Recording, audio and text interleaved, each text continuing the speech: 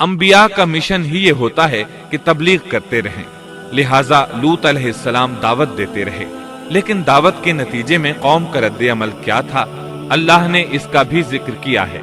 فرمایا، بس اس کی قوم کا جواب یہی ہوتا کہ اللہ کا عذاب لے آ اگر تو سچا ہے۔ اسلام دشمن اور کافر قوموں کا جواب یہی ہوتا ہے۔ قوم عاد اور قوم سمود نے بھی یہی جواب دیا تھا۔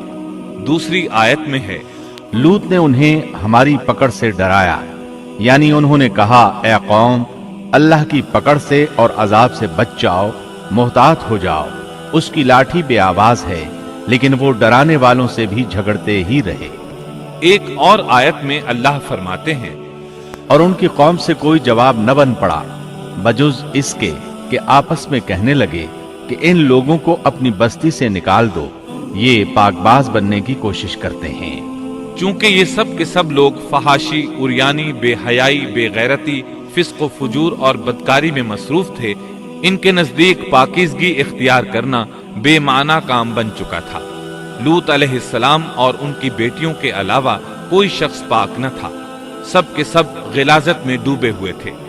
چنانچہ انہوں نے لوط علیہ السلام کو اپنی بستی سے نکال باہر کرنے کا فیصلہ کیا۔ کہنے لگے، اے لوط، اگر تو اپنے اس واعظ و نصیحت سے باز نہ آیا تو ضرور تجھے نکال دیا جائے گا۔ اس پر لوط نے فرمایا، میں بھی تمہارے اس گھناونے عمل سے بیزار ہو چکا ہوں۔ چنانچہ لوط علیہ السلام اس موقع پر وہاں سے نکل آئے اور اپنے رب سے یوں دعا گو ہوئے، اے میرے پروردگار، مجھے اور میرے اہل کو ان کے عمل سے بچا لے اور نجات عطا فرما۔ کتنی ہی آیات میں ہے کہ ان لوگوں نے لوط علیہ السلام کو بستی سے نکالنے کا عزم کر رکھا تھا، اور لوط علیہ السلام اس پوری بستی میں بے یار و مددگار تھے۔ وہاں ان کا کوئی خاندان تو تھا نہیں، لہٰذا گھر میں ہی بیٹھے رہے، دعا کرتے رہے۔ اللہ تعالیٰ نے کسی انسان کی عمر کی قسم نہیں کھائی سوائے نبی کریم صلی اللہ علیہ وسلم کے، اور یہ اعزاز آپ کے شرف، عزت اور تکریم پر دلیل ہے۔ اب ان لوگوں نے گھر میں داخل ہونے کی تیاری کر لی۔ ادھر لوط علیہ السلام نے اپنے تینوں مہمانوں کی طرف دیکھا۔ آپ ان کے لیے فکر مند تھے، لیکن وہ یہ دیکھ کر حیران ہوئے بغیر نہ رہے کہ وہ تینوں بالکل بے فکر بیٹھے تھے۔ اس وقت کی کیفیت اللہ تعالیٰ نے قرآن مجید میں یوں بیان فرمائی ہے، لوط کہنے لگے، تم لوگ تو کچھ انجان سے معلوم ہو رہے ہو۔ اس پر وہ کہنے لگے، ہم تو تیرے پاس وہ فیصلہ لائے ہیں جس میں اس قوم کو شک تھا، اور ہم تیرے پاس حق لے کر آ چکے ہیں، اور بے شک ہم سچے ہیں۔ سورۃ العنکبوت میں اللہ تعالیٰ فرماتے ہیں، فرشتوں نے کہا، اے لوط، نہ ڈر اور غم نہ کھا، یقیناً ہم تجھے اور تیرے اہل کو سوائے تیری بیوی کے نجات دیں گے، وہ پیچھے رہ جانے والوں میں سے ہوگی۔ ہم اس بستی والوں پر ان کے گناہوں کے سبب آسمان سے عذاب نازل کرنے والے ہیں۔ انہوں نے یہ بھی کہا، کہنے لگے، اے لوط، ہم اللہ کے بھیجے ہوئے فرشتے ہیں، یہ لوگ تجھ تک نہ پہنچ پائیں گے، یعنی تجھے تکلیف نہیں پہنچا سکیں گے۔ پھر ان میں سے ایک شخص نے اندر داخل ہونے کی کوشش کی۔ جبریل اٹھے، انہیں ایک ایسی ضرب لگائی کہ تمام کے تمام اوندھے ہو گئے۔ اس بارے میں اللہ کا فرمان ہے، انہوں نے لوط کو اس کے مہمانوں کے بارے میں پھسلانے کی کوشش کی تو ہم نے ان کی آنکھیں مٹا ڈالی۔ اللہ تعالیٰ سورۃ القمر میں فرماتے ہیں، بس میرا عذاب اور ڈرانا چکھو۔ وہ دھمکیاں دینے لگے اور واپس جاتے ہوئے کہنے لگے، ہم تجھ سے کل نبٹ لیں گے۔ انہوں نے سزا محسوس بھی کر لی، لیکن پھر بھی توبہ نہ کی۔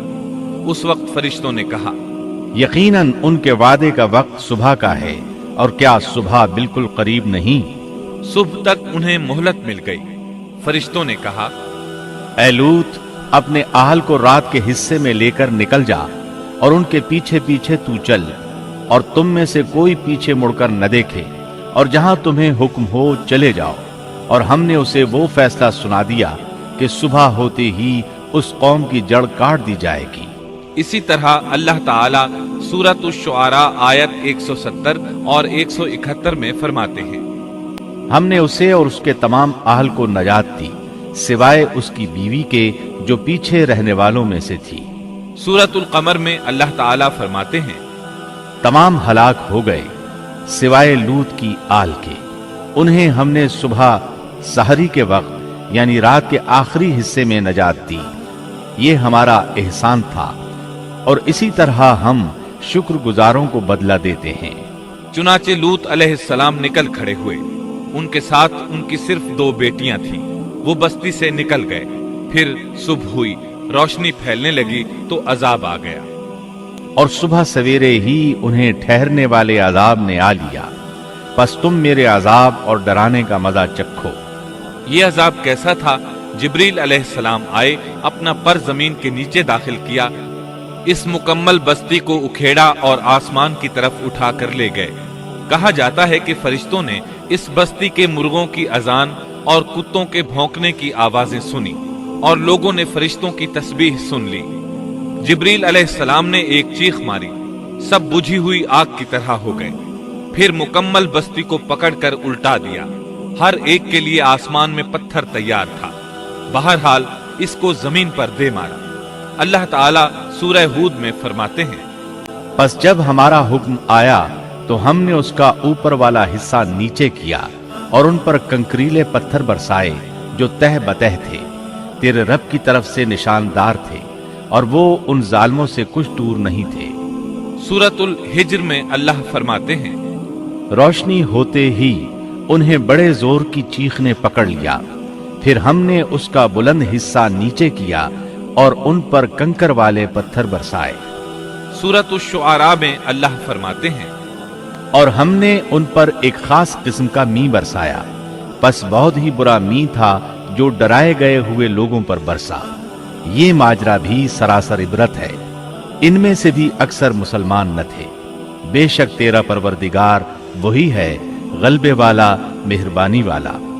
सूरतुन नज्म में अल्लाह फरमाते हैं, और उसने उल्टाई हुई बस्तियां गिरा दी, फिर उनको उस चीज से ढांपा जिससे भी ढांपा।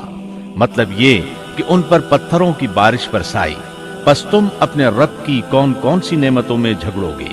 ये शख्स भी पहले डराने वालों की तरह एक डराने वाला है। इस तरह ये बस्ती सदूम बहरे मुर्दार के इलाके में तहस नहस हो गई और इसके आसार और निशानात क़यामत तक के लिए छोड़ दिए गए हैं।